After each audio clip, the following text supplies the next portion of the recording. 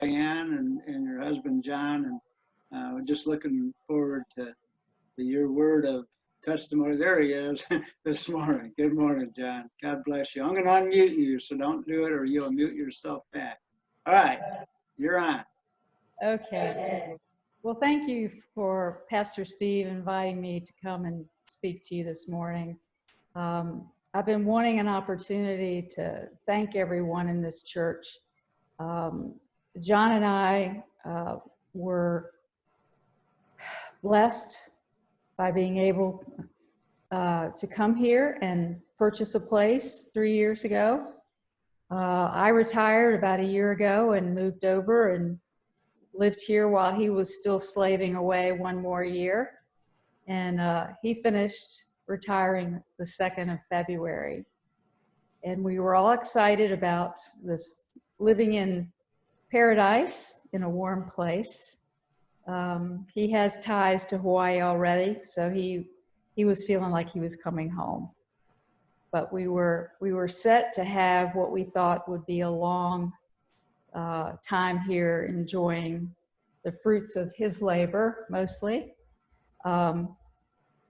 However, as circumstances and life happens, I was diagnosed with cancer 3 years ago. Well, let's see, 3 years ago. 3 years ago. 3 years ago. And now I'm stage 4 and in the final stages. I'm actually under hospice care now, but doing very, very well. But I want to go back to how I started, and I will keep this short. Try to keep this short. But it's hard to keep it short when your whole life has been led by God and the many blessings along the way. I could talk for hours about that. But I was raised in Richmond, Virginia, with a family that was Southern Baptist, and we went to church every Sunday. I had a mother who had a very strong faith. And my sister and I were raised in the church, very active in youth group.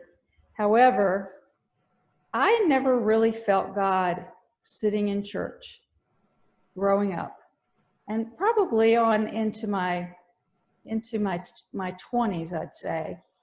I never felt really his presence there. I felt God outdoors when I was alone, in places where his beauty and his artistry was on display. That's where I found my peace and comfort in times when life would get difficult. And so many years later, John and I moved several places. We had 2 sons along the way. And in 1998, I ruptured a disc in my back. And until that time, we had started visiting some churches. We had recently moved to Roanoke, Virginia, which is in the far southwest. And we'd started looking for a church home. And there was one in particular, which actually was a Methodist church. I'll have to step back a second. John was raised Catholic.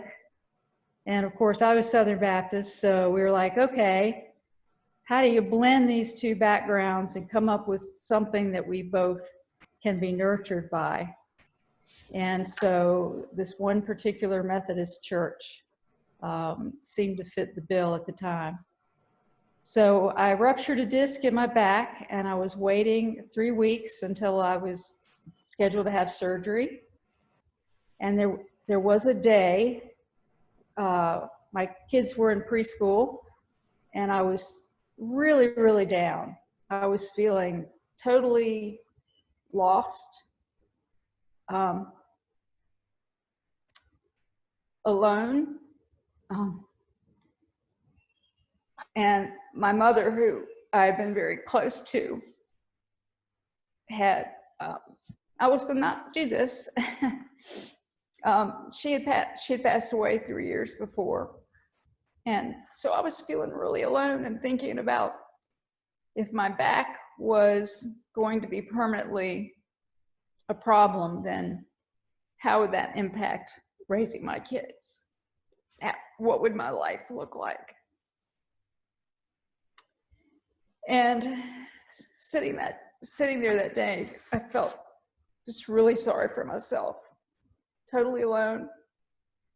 And all of a sudden, I can't really explain it, but it was as if the Spirit of God whispered to me, "You've never been alone." And that filled me up. And from that moment on, I had an amazing peace. Made it through the two back surgeries then, and one several years later. And when that happened, when that change happened, and he saved me, I wanted to find a church home. So we continued to visit South Roanoke United Methodist Church, and we became members, and we remained members there for the rest of our time in Roanoke till we left. This past holiday season was when we had to say goodbye to everybody. But since then, we have had a number of hard knocks, of course. You know how life keeps throwing things at you. And, but yet, I could always find the peace in the depth and in the midst of even the darkest times. I could always find that peace. And even when the cancer came, and there were some very dark times. I never asked why. No. You know, once you become a Christian and give your life to Christ, he doesn't promise that he's going to smooth out the road for you, you know, but he does promise that he won't leave you. And forgot the tissues. But since, you know, I think the hardest thing is having this faith and seeing what he's done in my life. You want that for everyone. You want that, especially for everyone that you love. And you can't hand it. You can't hand it to your kids. You can't hand it to your relatives that are struggling, and you see so clearly the help that they would be able to get. And I think that's been the toughest thing. And so continue to pray every day. I will share that on the 20th of March of this year, I went into the hospital for the second time since the 1st of January. And the 20th, which was a Friday, the doctor came in and basically pulled the bottom out of her world. He told us that I had a good chance of not making it through the weekend.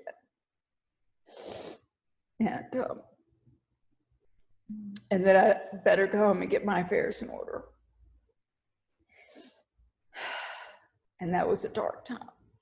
That was a really dark time. But I'm here, and I prayed all night, and there were times that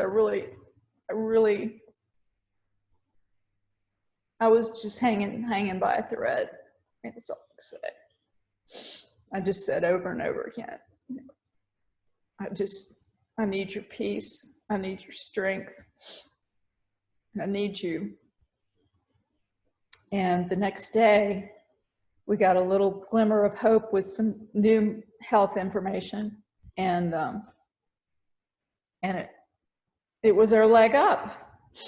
And ended up going home that weekend, and Pastor Steve and Nick and Susanna came over and blessed us with just lovely praise music and prayer, and just really, really lifted us up at a time when we needed it. And it really is a miracle that I'm still here. My cancer is in my stomach, and there's a very, very thin piece of tissue that's keeping my stomach from rupturing. And that can happen at any time. And so, you know, when you've been told something like that, you